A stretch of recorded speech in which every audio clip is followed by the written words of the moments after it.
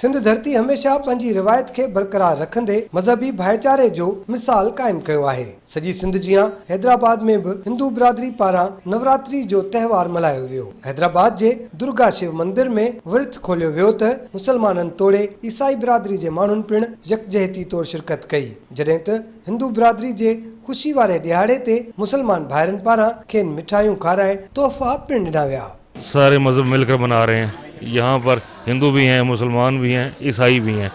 इससे बड़ी पाकिस्तान में मजहबी हमआहंगी और रवादारी की मिसाल क्या होगी। अष्टमी हम मनाते हैं, माता के 9 जो रूप होते हैं उनके हम रोज़े रखते हैं, जिनको हम हिंदी में व्रत कहते हैं। और दुर्गा अष्टमी बनाने का मेन मकसद ये होता है कि माता ने भैरवनाथ का एक शैतान, जिसे हम राक्षस कहते हैं हिंदी में, उसका संहार किया था, जिसके लिए 9 महीने तपस्या की थी।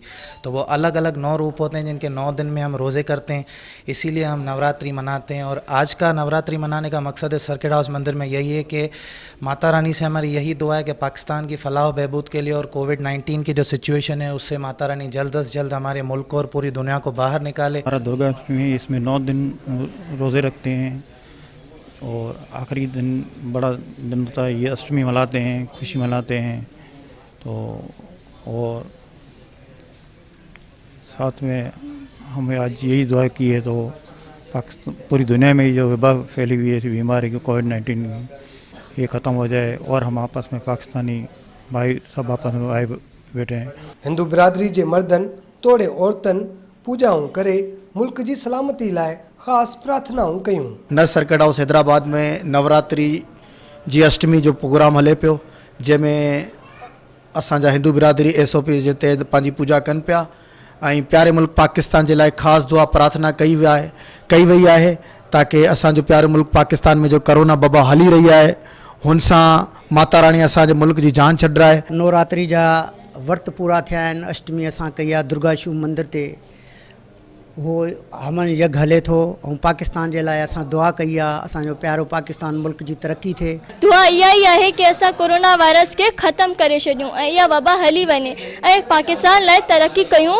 ऐं असांखे इहा ई दुआ आहे कि असां अॻिते हली करे पंहिंजे पाकिस्तान में तरक्की कयूं। असां लाइ वॾो ॾींहुं आहे, असीं माता जी पूजा कंदा आहियूं ऐं असीं इहा ई दुआ घुरी आहे त असांजो पाकिस्तान तरक्की करे।